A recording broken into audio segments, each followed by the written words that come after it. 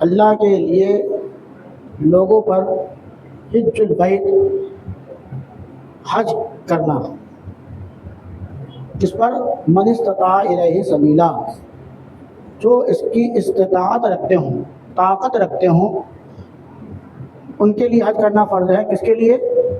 جو ان کی استطاعت رکھتے ہوں۔ کلمہ پڑھ کر ہم مسلمان ہوتے ہیں، اور پھر نماز ہمارا شعار ہے۔ نماز اور روزہ یہ دو ایسے رکن ہیں کہ اس کے لیے امیر اور غریب الگ الگ نہیں ہیں۔ امیر بھی اتنی نماز پڑھے گا اور غریب بھی۔ ایسا تو نہیں ہے کہ امیر کو 10 ٹائم کی پڑھنا ہے، غریب کو 5 ٹائم کی پڑھنا ہے، ایسا ہے؟ یہ کام کاج والے کو کم کرنا ہے اور جس کو مصروفیت زیادہ اس کو 3 ٹائم پڑھنا ہے؟ نہیں ہے۔ نماز عاقل بالغ مرد عورت سب پر ایک ہی طریقے کی ہے، 5 ٹائم، 5 وقت سب کو پڑھنا ہے۔ روزے کا بھی یہی حال ہے، نہ اس میں غریب دیکھا جائے گا نہ امیر دیکھا جائے گا۔ ہاں بیماری سفر ایک الگ مسئلہ ہے، فَعِدَّةٌ مِّنْ أَيَّامٍ أُخَرَ، اگر ایسا کچھ مسئلہ آ جائے تو اس کو آگے کرنا ہے، لیکن ہے سب کے لیے، ہے نا؟ لیکن حج سب کے لیے ہے، زکوٰۃ سب کے لیے ہے نہیں ہے۔ من استطاع الیہ سبیلا، حج کے لیے ہے جو اس کی استطاعت رکھتا ہو۔ اب استطاعت کئی طریقے کی ہوتی ہے، وقت میں گنجائش کم ہے۔ مین استطاعت کسے کہا جاتا ہے یہ سمجھنا ضروری ہے۔ جو شخص جہاں پر رہتا ہو اپنے وطن سے وہاں تک جائے اور آ جائے، اتنا اس کے پاس پیسہ ہو۔ یہ نہیں کہ صاحب حج کرنا ہے سائیکل سے نکلے جا رہے ہیں۔ آج کل تو یہ معاملہ بھی نہیں، پہلے زمانے میں لوگ سفر کرتے تھے قافلے کے ساتھ، اب تو باقاعدہ پورا پیسہ لگتا ہے، آنے جانے کا وقت متعین ہو جاتا ہے، فلاں تاریخ کی فلائٹ ہے جانے کی، فلاں کو واپسی ہے آنے کی، ہے نا؟ تو جانے آنے کا پورا خرچ ہو، اور جو جا رہا ہے ذمہ دار اگر گھر کا ہے تو اس کے بیوی بچے اگر گھر میں ہیں تو ان کی ضرورت کے پیسے، جو بھی گھر کے اخراجات ہوتے ہیں، بیوی کے، بچے کے، کھانے پینے کے، فیس کے، تعلیم کے، سارے پیسے اتنے دے کر جا دو۔ یہ نہیں کہ سارا اکٹھا کر کے چلا گیا اور یہاں کچھ سب بیٹھے ہوئے ہیں۔ اور حج ایسا بھی نہیں ہے کہ مانگ مانگ کر پیسے اکٹھا کرو، تو یا تم دے دو ہمیں حج کرنا ہے، تم دے دو ہمیں حج کرنا ہے، یہ بھی نہیں ہے۔ من استطاع الیہ سبیلا، جو اس کی استطاعت رکھتا ہو، جو طاقت رکھتا ہو وہ جائے۔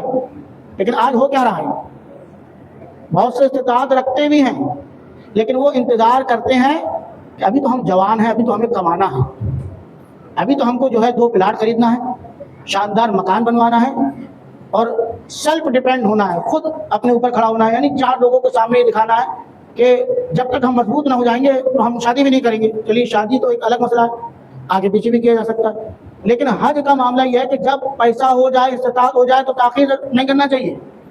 اللہ کے رسول فرماتے ہیں جس پر حج فرض ہو جائے اور تاخیر کر نہ جائے تو اور موت آ جائے تو خوف ہے کہ وہ یہودی ہو کر مرے یا نصرانی ہو کر مرے۔ اللہ اکبر۔ اب بڑھاپے کا معاملہ ہوتا کیا ہے کہ خود جا نہیں رہے، کہیں کہیں یہ بھی دیکھا گیا کہ خود تو نہیں جا رہے، اب ابا کو لے رہے ہیں، بھائی بڑا ثواب ہے کہ ماں باپ کو بھیجنا ہے۔ مان لیے آپ کے اوپر فرض ہے تو آپ بھی جائیے، آپ بھی جائیے۔ کیوں؟ کیونکہ اب بڑھاپے میں ماں باپ، حج کوئی آسان نہیں ہے، جو گئے ہیں وہ جانتے ہیں۔ حج نام ہے جدوجہد کا۔ کس کا نام ہے؟ جدوجہد۔ وقت پر یہاں پہنچیے، وقت پر وہاں پہنچیے، اتنے وقت میں یہ ادا کریے، اتنے وقت میں وہاں سے نکل جائیے۔ یہ نہیں کہ اپنی منمانیاں بیٹھ کے ٹھیک ہے کل چلیں گے، یہ نہیں ہو سکتا۔ مغرب سے لے کر عصر اور مغرب کے درمیان یہاں رہیے اور رات فلاں جگہ گزاریے، صبح تڑکے وہاں سے نکل جائیے، یہ معاملہ ہے۔ اب ماں باپ کو بھیج دیا سب آپ نے، اب بیچارے بوڑھے ان کو بھیج دیا، اب حج فرض ہو گیا تو پہلے تو انہوں نے خود لاپرواہی کری، اب آپ نے بھیج دیا، وہ تیار ہو گیا، کوئی کام نہیں چلا، چلو حج کرنے چلے، تو وہ جا کے ارکان پورے نہیں کر پاتے، کچھ نہیں ہو پاتا ان سے۔ نہ جانے کتنوں کو جو ہے مسائل بھی واقع نہیں رہتی، اتا پتہ کچھ رہتا نہیں ہے، اور ان کے ساتھ بھی کوئی نہیں رہتا۔ اگر مان لیے خدا نخواستہ آپ اپنے والدین کو بھیج رہے ہیں تو کم سے کم یہ مہربانی ضرور کریں اپنے اوپر، میں ان کے اوپر نہیں کہوں گا، کم سے کم ان کے ساتھ اتنی رعایت کریں کہ اگر آپ کے پاس استطاعت ہے تو آپ ان کے ساتھ ضرور جائیں۔ کوئی جوان ان کے ساتھ ہو کہ اگر کوئی پریشانی ہو تو کم سے کم سہارا دینے والا ہو، وہاں دوسرا آپ کو جلدی سہارا نہیں دے گا جو آپ اپنے ماں باپ کے لیے کر سکتے ہیں۔ اور سارے حج ایک طرف ہوں گے، اگر ایک حج والدین کے ساتھ ہو جائے اس کی بات ہی الگ ہو جائے گی، وہ حج الگ ہی ہوگا، منزل کا اس کا مقام ہی الگ ہوگا۔ اس کا دھیان دینا ہے. اگر اللہ تبارک و تعالیٰ آپ کو استطاعت دے تو ٹھیک ہے، آپ پراپرٹی خرید رہے ہیں، آپ مکان خریدیں، یہ خریدیں وہ خریدیں، لیکن آپ پہلے اس پر نظر رکھیں کہ 8-10 لاکھ کی ہم پراپرٹی خرید رہے ہیں، یہ زیادہ ضروری نہیں ہے. حج فرض پہلے اسے کرنا ضروری ہے. اور آپ کیا سوچتے ہیں کہ اگر ہم نے حج کر لیا تو غریب ہو جائیں گے؟ ذہن میں یہ ہوتا ہے نا، وہی 8 لاکھ میاں بیوی گئے یا ہم چلے گئے 4 لاکھ 5 لاکھ خرچ ہو گئے تو پیسے کم ہو جائیں گے؟ نہیں، ساری دنیا کا فرمان اور ایک طرف مصطفیٰ کا فرمان ایک طرف. میرے آقا سید کائنات فرماتے ہیں حج کرو مالدار ہو جاؤ. حج کرو. اب آپ دیکھ لیے گا جس نے حج کیا ہوگا، ہمارے حاجی صاحب بھی بیٹھے ہوئے، ہمارے سرور حاجی بھی آیا کرتے ہیں اکثر، پتہ نہیں ابھی آئے کہ نہیں آئے. آپ ان سے پوچھیے گا کبھی جا کے کہ حاجی صاحب یا جو آپ کے ریلیشن میں ہو، رشتے داری میں ہو، آپ ان سے پوچھیے گا کہ آپ نے حج فلاں سن نہیں کیا تھا تو اب آپ کمزور ہو گئے. کمزور ہو گئے. اگر وہ کاروبار سے لگا ہوا ہے، ایک ہوتا ہے کہ بھائی اپنا کام لڑکوں کے حوالے کر دیا، بہت دن کر لیا، اب لڑکے سنبھال رہے ہیں تو ایک الگ چیز ہے کہ نہیں، کیونکہ سب سے نپٹارا فارغ ہو گئے. یہ اگر وہ کام کاج سے لگا ہوا ہے، آپ اس سے پوچھیے جا کے کہ آپ کے پاس پیسہ کم ہو گیا ہوگا، آپ کم ہو گئے ہوں گے مال میں، وہ کہے گا ایسا کچھ نہیں ہے. ہماری زکوٰۃ بھی پہلے سے زیادہ نکلتی ہے، اور جتنی پراپرٹی جتنا پیسہ ہمارے پاس پہلے تھا اور زیادہ ہو گیا. یہ میرا تجربہ ہے. تو یہ سرکار علیہ الصلوۃ والسلام کا فرمان غلط، حج کرو مالدار ہو جاؤ. اور ایک سرکار نے اور حدیث فرمائی، ارشاد فرمایا کہ حج گناہوں کو ایسے مٹا دیتا ہے، حج انسان کے گناہوں کو ایسے مٹا دیتا ہے جیسے آگ لکڑی کو کھا جاتی ہے. یعنی آگ جلاؤ، اگر آگ لگاؤ تو لکڑی کا نام و نشان نہیں رہتا، ختم ہو جاتی ہے. ایسے ہی حج کرنے سے سارے گناہ مٹ جایا کرتے ہیں. سنگر کہو سبحان اللہ. ایک حدیث میں سرکار نے فرمایا حج انسان کو ایسا بنا دیتا ہے جیسے کہ آج ہی اپنی ماں کے پیٹ سے پیدا ہوا. کیا مطلب ہوا؟ ایسا نہیں کہ اتنا سو گیا. مطلب یہ ہے کہ جب پہلے دن کا بچہ ہوتا ہے ایک خوشی الگ ہوتی ہے نا، مبارکبادیاں ہوتی ہیں صاحب، اور اس کو دیکھنے کا جو خوبصورت انداز ہوتا ہے وہ پہلے دن کا بچہ الگ ہی ہوتا ہے. اس کے بعد اس کا رنگ بدلتا رہتا ہے، حیت بدلتی رہتی ہے. جو خوبصورتی پہلے دن کی ہوتی ہے اس میں آگے پیچھے تبدیلی ہوتی ہے، اور جو خوشی اس دن کی ہوتی ہے، سمجھ رہے ہیں نا، پہلے دن میں جو خوشی ہوتی ہے پھر دوسرے دن کم، پھر تیسرے دن. خوشی زندگی بھر رہتی ہے اولاد کی، لیکن جو پہلے دن کی خوشی ہوتی ہے گویا کہ ایسی خوشی اور ایسی جو اس کے ساتھ صاف ستھرا ہوتا ہے جیسے ہی آج ہی اپنی ماں کے پیٹ سے پیدا ہوا. کوئی اس کے نامہ اعمال میں کوئی گناہ ہوتا ہی نہیں. اللہ تبارک و تعالی ہمیں سمجھ کی توفیق عطا فرمائے. اگر اللہ نے دیا ہے تو سب سے پہلی نیت یہ کریں کہ آئندہ سال یا اس کے آئندہ سال ہم کو یہ کام ضرور کرنا ہے. ہاں اگر آپ کے لیے گھر نہیں ہے، آپ کے پاس واقعی رہنے کا گھر نہیں، کرائے میں رہتے تو یہ ضروری ہے کہ پہلے آپ اس کو لیں. سمجھ رہے ہیں نا مسئلہ؟ سمجھیے پہلے ضروری ہے، کیونکہ کرایہ دار ہیں، پتہ نہیں کب آپ کو خالی کرنا پڑے گا 10 لیکن آپ کرایہ دار نہیں ہیں، مالک ہیں. اس کے بعد دوسرے اور تیسرے چکر میں لگے ہوئے. یہاں بھی بہت اچھا مل رہا ہے، پر بائی پاس میں نکل رہا ہے، بہت موقع کی تلاش، ابھی لے لیں پیسہ بڑھ جائے گا. ارے پیسہ بڑھ جائے گا تو جو رب نے تمہیں پہلے 1000 دیا ہے اب لاکھ دیا، کل 10 لاکھ دے گا. اگر وہاں بھی بڑھے گا تو رب تمہاری جیب بھی بڑھائے گا. یقین ہونا چاہیے، بس ہمارا کام یقین پر ٹھنڈا ہو جاتا ہے. ہمیں یہ یقین رہتا، ہمیں لگتا ہے کہ ایسا ہو جائے گا. یقین اگر سیکھنا تو حضرت ابراہیم سے سیکھو. تم کا کہو سبحان اللہ. حضرت ابراہیم کا یقین کیا تھا؟ اللہ تبارک و تعالیٰ نے کیا فرمایا کہ تم اپنی بیوی اور اپنی اولاد حضرت اسماعیل علیہ السلام کو لے جاؤ. کہاں پر؟ وادی غیر ذی زرع، جو آج مکہ ہے. وہاں کچھ نہیں تھا، یہ مکان نہیں تھے، کچھ نہیں تھا، نہ چرند آتے تھے نہ پرند آتے تھے، کیونکہ چرند پرند کہاں تھے؟ جہاں پانی کا انتظام ہو، جہاں کچھ کھانے پینے کا ہو وہیں تو رکیں گے، ورنہ جنگلوں میں جہاں کچھ نہ ہو پرندے آتے ہیں چلے جاتے، رکتے کہیں نہیں. اڑتے ہوئے دکھائی دیں گے، ٹھہرتے ہوئے دکھائی نہیں دیں گے. لیکن اللہ کا حکم تھا، اپنی بیوی کو ساتھ لیا حضرت حاجرہ، اور حضرت حاجرہ کے بھی یقین سبحان اللہ کیا کہنے، چلی جا رہی ہیں، چھوڑا ہے وادی غیر ذی زرع میں کچھ نہیں ہے، اللہ کے حکم سے چھوڑا، کچھ کھجوریں دی ہیں، پانی دیا ہے اور جا رہے ہیں.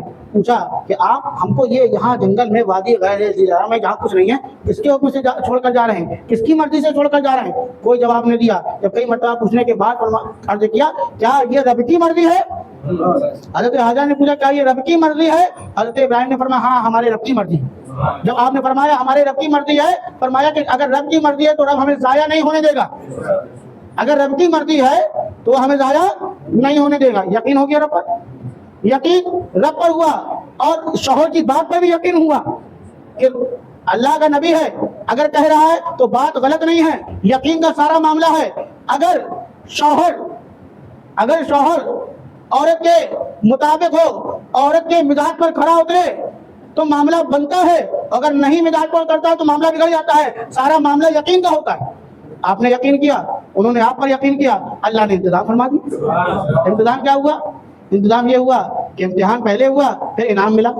پہلے امتحان ہوا, اب پانی نہیں ہے, بچہ جتنا کچھ پانی تھا یہ توشہ تھا, کھجوریں وغیرہ سب ختم ہو گئی, اب تلاش, حجت, کوشش, جدوجہد, یہ بھی اسلام سکھاتا ہے. یہ نہیں کہ اب ختم ہو گیا بیٹھ گئے صاحب, بیٹھ گئے, اب کیسے ہوگا؟ اب اللہ نے کہا ہے اللہ کی مرضی سے ہم آئے ہیں تو ہم بیٹھیں گے اللہ انتظام کرے گا؟ نہیں. اسلام سکھاتا ہے ٹھیک ہے رب کی مرضی سے کوشش ضروری ہے, بغیر لیسا للانسان الا ما سعی, نہیں ہے انسان کے لیے مگر وہی جو وہ کوشش کرتا ہے. جو کوشش کرتا ہے, ایک بہت مشہور جملہ لوگ استعمال کوشش کرنے والوں کی کبھی کہتے ہیں نا بہت, اور جو کوشش اگر آپ کریں کہیں نہ کہیں سے راستہ نکل ہی آتا ہے, لیکن کوشش کریں, گھر میں بیٹھنے سے کچھ نہیں ہوتا. آپ نے کوشش کری, پانی کی تلاش کی, ادھر جا رہی ہیں ادھر جا رہی ہیں, دوڑ رہی ہیں, آخر وقت نے امتحان لیا, اللہ کا فضل ہوا, حضرت اسماعیل نے جب ڈیڑیاں رگڑی تو زمزم نکل آیا.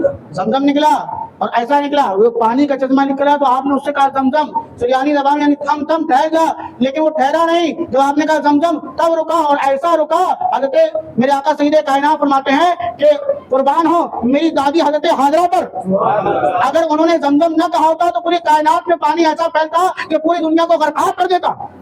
لیکن انہوں نے زمزم کہہ کر امت پہ احسان کیا کہ ٹھہرا, لیکن ٹھہرا اپنی جگہ رہا, لیکن پہنچا پوری دنیا میں. ٹھہرا اپنی جگہ رہا, لیکن ہر علاقے میں, ہر خطے میں, ہر گاؤں میں, ہر قصبے میں, ہر دیہات میں زمزم ملتا ہے, کیونکہ ہر جگہ سے کہیں کوئی جائے چاہے نہ جائے وہاں ضرور جاتا ہے جہاں اللہ کا گھر خانہ کعبہ. کیوں؟ کیونکہ حاجی آؤ شہنشاہ کا روضہ دیکھو, کعبہ تو دیکھ چکے, کعبے کا کعبہ دیکھو. دنیا بھر کے لوگ جاتے ہیں اور جاتے رہیں گے. حج ہے کیا؟ حج آپ کو بتائیں, دیوانگی کا نام حج ہے. کیا کا نام؟ دیوانگی کا نام حج ہے, محبت کا نام حج ہے. آپ کو سوچیں گے یہ کون سی بات ہے, ہر جگہ یہ لوگ دیوانگی لے آتے ہیں, محبت لے آتے ہیں. اب آپ غور کریے حج میں کرتے کیا ہیں. آپ نے اس کے ارکان دیکھے یا سنے تو ہوں گے کہ حج میں کیا ہوتا ہے. حج میں اچھے خاصے کپڑے بدل کر سفید لباس میں, چادر میں, بغیر سلے. اب یہ بتائیے کوئی بہت امیر آدمی ہو اپنے اسٹیٹس سے نیچے نہیں اترتا, وہ نارمل کپڑے نہیں پہنتا, لیکن حج میں جا رہا ہے تو دیوانگی کیا. دیوانے کو کبھی دیکھا آپ نے, کبھی کچھ نہیں ملتا ہے تو کچھ بھی اور کے نکل لیتا ہے, کچھ بھی اور کے نکل لیتا ہے. تو حج ایک دیوانگی ہے کہ اگر تمہارے پاس لاکھ پیسہ ہے لیکن جب آؤ گے تو دیوانہ بن کر بغیر سلے کپڑے میں آؤ, چادر میں ملبوس ہو کر آؤ, اور اس انداز میں آؤ کہ لگے سب دیوانے چلے جا رہے ہیں, ایک لباس میں آؤ. اور کیا ہوتا ہے سب, اور کیا ہے, اور یہ ہے کہ دیوانے کو دیکھا آپ نے کبھی کبھی جو مست رہتا ہے اپنی مستی میں, کبھی کبھی بیٹھے بیٹھے ایک دم سے چلتے پھرتے ایک دم سے دوڑنے لگتا ہے, چلتے چلتے ایک دم سے دوڑنا شروع ہو جاتا ہے. آئیے صفا مروا میں آئیے, صفا مروا میں چل رہے ہیں, حاجی صاحب کو چل رہے ہیں بڑھیا صحیح طریقے چلے, ایک دم سے پتی دیکھی ہری, دوڑنا شروع کر دیا. دیوانے کا کام کیا ہے؟ دوڑنا. دیوانگی دکھا رہی ہے تم ہو گے بڑے اپنے لیے, اپنے ملک کے لیے, اپنے لوگوں کے لیے. یہاں حاضرہ دوڑی ہے, تم بھی دیوانگی کی طرح دوڑتے نظر آؤ. دوڑ رہے ہیں صاحب, کیوں؟ کیونکہ ادا, محبت کی ادا کو دہرایا جا رہا ہے. اور دیوانہ کیا کرتا ہے؟ جب دیوانہ زیادہ دیوانہ ہو جاتا ہے تو اٹھا کر کنکریاں مارنے لگتا ہے. یہ بتا ہے نا, کبھی دیوانے دیکھو چھیڑ دیجیے آپ تو دیوانہ کیا کرتا ہے؟ مارنا شروع کر دیتا ہے نا. آئیے دیکھیے حج میں ایک طریقہ, اچھے خاصے آدمی, پڑھے لکھے آدمی, علامہ ہیں, مفتی ہیں, ڈاکٹر ہیں, انجینئر ہیں, 7 کنکری لے جاؤ. ارے بہت سبحان اللہ. کیونکہ وہاں حضرت ابراہیم نے مارا تھا. آؤ دیوانگی کا طریقہ یہ ہے کہ انہوں نے اس وقت جیسے بھی مارا ہو, آج دیوانگی کا عالم یہ ہے کہ تم بھی دیوانہ بن جاؤ اور تم بھی کنکریاں مارو. دیوانہ پتھر مارتا رہتا ہے, وہاں بھی حاجی صاحبان پتھر مارتے رہتے ہیں. نہ وہاں شیطان دکھ رہا ہے, نہ حضرت ابراہیم ہے, نہ حضرت اسماعیل ہے, لیکن دیوانگی کا انداز یہ کہ پتھر مارا جا رہا ہے. دیوانہ کیا کرتا ہے؟ کنگھی کرتا ہے, تیار ہوتا ہے. کبھی دیکھا دیوانے کو آئینے کے سامنے کنگھی کر رہا ہوں, سج رہا ہوں. وہاں کیا ہوتا ہے؟ سجنا نہیں ہے, سورنا نہیں ہے, جس حالت میں اس حالت میں رہنا ہے, کنگھی بھی نہیں کرنا. دیوانہ کنگھی بھی نہیں کرتا, بال بھی چھوٹے ہو جاتے ہیں. دیوانے کو دیکھو گنجا ہو جاتا ہے کبھی کبھی, ہے نا. تو حلق بھی ہے, تقصیر بھی ہے. تقصیر کا مطلب یہ ہے کہ بال کم کروا لو, اور حلق کا مطلب ہے بال منڈوا لو. یہ دیوانگی کا انداز ہے. حج دیوانوں کا کام ہے, عقل والوں کا کام نہیں ہے. عقل والوں کے نصیبوں میں کہاں ذوق جنون, عقل والوں کے نصیبوں میں کہاں ذوق جنون. عشق والے ہیں جو ہر چیز لٹا دیتے ہیں, عشق والے ہیں جو ہر چیز لٹا دیتے ہیں. بس گزارش یہی ہے کہ ایک دعا بھی ہے, اللہ تبارک و تعالیٰ اس سال جن لوگوں نے حج کا فارغ بھرا ہے, جو جا چکے ہوں یا جانے والے ہوں, اللہ تبارک و تعالیٰ ان سب کو حج مقبول عطا فرمائے. اور جو ارادہ رکھتے ہوں مالک مولا ان کو صحت والی زندگی بھی عطا فرمائے, اور اپنے گھر کے طواف پہ حاضری کا موقع بھی عطا فرمائے. کوشش یہی کریں کہ جب اللہ نوازے, نیت اگر آپ اچھی رکھیں گے تو اللہ تبارک و تعالیٰ راستے ضرور کھولتا ہے. اور نیت کیا ہوتا ہے؟ یہاں سے ہوتی ہے. ہم بہت ساری نیتیں رکھتے ہیں. ہم یہ تو نیت رکھتے ہیں کہ ہم کو مکان بنانا ہے, اور جب ہم نیت رکھتے ہیں تو اس کے لیے کوشش ضرور کرتے ہیں. کوئی سمجھدار انسان کبھی نہیں ملے گا کہ نیت ہو اور کوشش بالکل نہ ہو, یہ ہو ہی نہیں سکتا. اگر نیت رکھتا ہے تو 10% 50% تو کوشش کرتا ہی ہے, بھلے 100% نہ کرے, 1% بھی کوشش نہ کرے اور نیت کر لے, کچھ نہیں ہونے والا. اگر آپ کو اللہ نے دیا اور آپ کو معلوم ہے کہ ہماری کمائی ایسی ہے کہ کبھی اپ اور ڈاؤن ہوتی ہے, آگے بھی آتا ہے پیچھے بھی جاتا ہے, تو ہم کما بھی سکتے ہیں, تو پہلی نیت رکھیں جو ضرورت زندگی ہے اس کو پورا کرنے کے بعد حج کا ارادہ ضرور رکھیں. جو جوانی میں حج کا مزہ ہے وہ بڑھاپے میں نہیں ہے. بڑھاپے میں تو آپ کسی طرح بس جا کے چلے آئیں گے. اگر ایسی ایسی زیارتیں اگر آپ جانا بھی چاہیں, دل چاہے گا لیکن پیر جواب دے دیں گے. جسم جواب دے دے گا, وہ کہے گا چڑھنے لائق نہیں ہے. اگر تم چڑھو گے تو تمہاری سانس پھول جائے گی, اگر تم چڑھو گے, اگر تم جاؤ گے تو بیمار ہو جاؤ گے. اور جوانی میں کیا ہے, دوڑتا ہوا بندہ چلا جاتا ہے, تھوڑا تھکا اور چلا گیا. اللہ تبارک و تعالیٰ ہم سب کو حج کرنے کی توفیق عطا فرمائے, اور جو گئے ہیں ان کو مقبول حج کی سعادت عطا فرمائے. استغفر اللہ ربی من کل ذنب واتوب الیہ وما علینا الا البلاغ. السلام علیکم و رحمۃ اللہ.